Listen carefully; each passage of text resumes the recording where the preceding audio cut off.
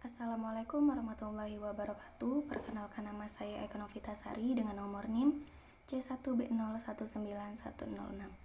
Baiklah, di sini saya akan mempresentasikan ataupun menjelaskan tentang mata kuliah perpajakan yang dibimbing oleh Bapak Wirmi Eka Putra SE MSI. Langsung saja ke pembahasan yang pertama yaitu pengertian PPh Undang-Undang Nomor 36 Tahun 2008.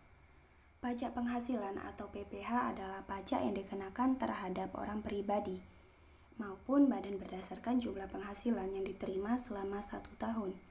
Ketentuan mengenai PPh pertama kali diatur dalam Undang-Undang Nomor 7 Tahun 1983. Jenis-jenis PPh.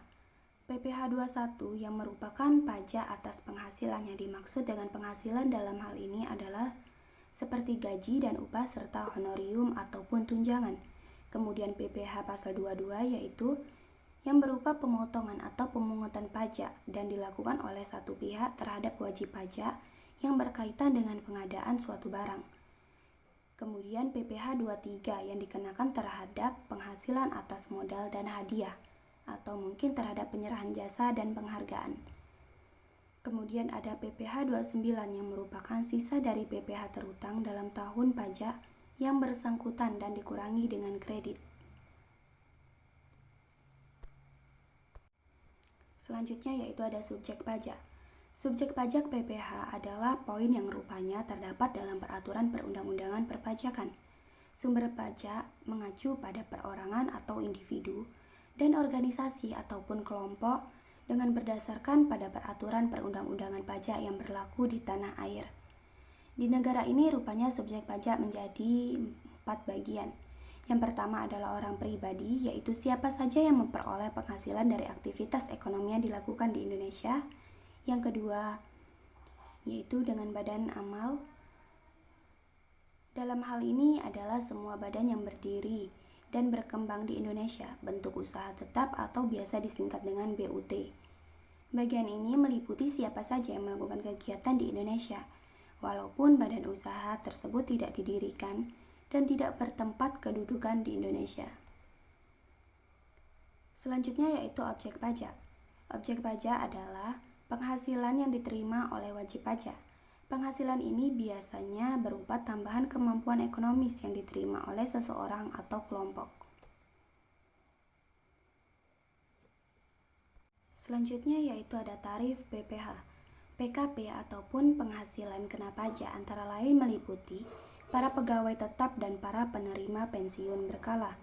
Besar PKP ini adalah sebesar penghasilan neto dikurangi PTKP terbaru. Sedangkan pegawai tidak tetap dikenakan PKP dengan jumlah sebesar penghasilan bruto dikurangi dengan PTKP terbaru. Ketentuan ini tentunya diambil berdasarkan peraturan Direktorat Jenderal Pajak Nomor Perundang-undangan 32/PJ/2015.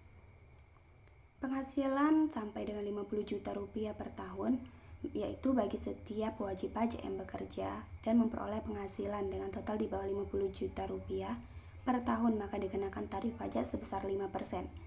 Sedangkan penghasilan 50 sampai dengan 250 juta akan memperoleh tarif pajak sebesar 15%. Kemudian, jika penghasilan antara 250 juta sampai dengan 500 juta akan dikenakan tarif pajak sebesar 25%. Sedangkan jika penghasilan lebih besar dari 500 juta ke atas, maka akan dikenakan tarif pajak sebesar 30%. Selanjutnya yaitu menghitung PPh. Bagi yang sudah memiliki NPWP, menghitung besar PPh memang tidak boleh dilakukan secara sembarangan. Pada dasarnya ada rumus yang bisa digunakan untuk menghitung besar pajak penghasilan berdasarkan pasal 21 tersebut. Cara perhitungannya adalah mengalihkan tarif pajak dengan dasar pengenaan pajak atau jumlah bruto dari penghasilan yang telah ditetapkan. Kemudian bagi yang belum memiliki NPWP, untuk perhitungan bagi orang yang belum memiliki NPWP rupanya berbeda.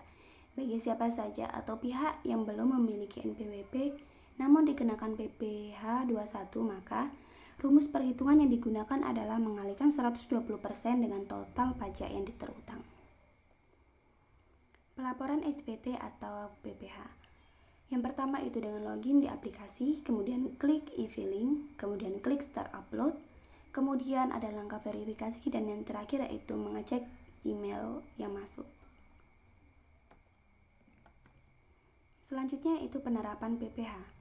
PPh bisa diartikan pula sebagai pajak pemotongan atau penghasilan yang diterima oleh seorang atau wajib pajak orang pribadi. Dengan kata lain, pajak jenis ini akan dikenakan pada setiap orang di dalam negeri yang bekerja atau melakukan kegiatan yang menghasilkan uang. Baiklah, itu saja presentasi ataupun penampilan dari saya. Saya akhiri, wabillahi taufiq wal hidayah. Wassalamualaikum warahmatullahi wabarakatuh.